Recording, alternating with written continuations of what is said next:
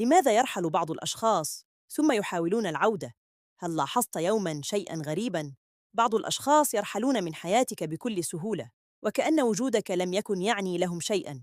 يتركونك خلفهم، تصارع الأسئلة وتحاول فهم ما حدث، ثم فجأة، وبعد أن تتعب من انتظارهم، وبعد أن تبدأ في استعادة نفسك، يعودون، ليس عندما كنت تحتاجهم، وليس عندما كنت تتألم بسبب غيابهم، بل عندما تتوقف عن انتظارهم. فلماذا يحدث هذا؟ ولماذا يعود بعض الأشخاص بعد أن قرروا الرحيل؟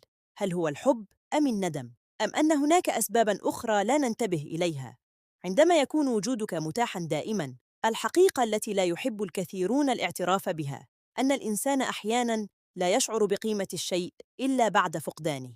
عندما تكون متاحاً دائماً، عندما ترد بسرعة، وعندما تسامح في كل مرة، وعندما تبقى رغم كل شيء، قد يعتاد البعض وجودك، فيتحول وجودك بالنسبة لهم إلى أمر عادي. لكن عندما ترحل أنت أو تتوقف عن المطاردة، يبدأ الفراغ في الظهور، وهنا فقط يدركون أن شيئاً مهماً قد اختفى من حياتهم. ليس كل اشتياق حباً، وهذه نقطة مهمة جداً.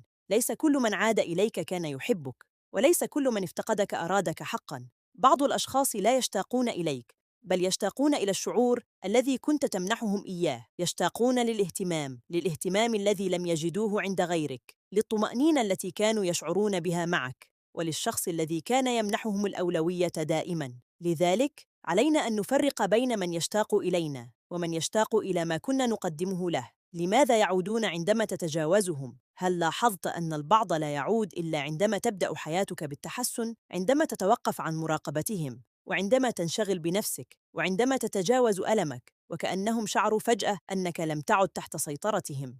السبب أن بعض الناس يشعرون بالراحة عندما يعرفون أنك ما زلت تنتظرهم، لكن عندما يكتشفون أنك أكملت طريقك وأن حياتك لم تتوقف بسببهم، تبدأ لديهم مشاعر مختلفة: فضول، ندم، وربما خوف من أنهم خسروا شخصاً كان يحبهم بصدق. هل يجب أن نعطيهم فرصة أخرى؟ هذا السؤال يطرحه الكثيرون، والإجابة ليست نعم دائماً وليست لا دائماً. السؤال الحقيقي هو: لماذا عادوا؟ هل عادوا لأنهم أدركوا خطأهم فعلاً؟ هل تغير شيء؟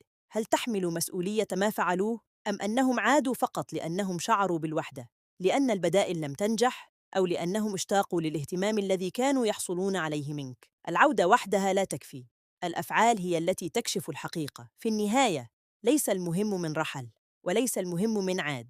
المهم هو ما الذي تعلمته أنت من التجربة. لا تجعل أحداً يشعر أنك خيار احتياطي، ولا تسمح لأحد أن يغادر متى شاء ويعود متى شاء دون أن يتحمل مسؤولية قراراته.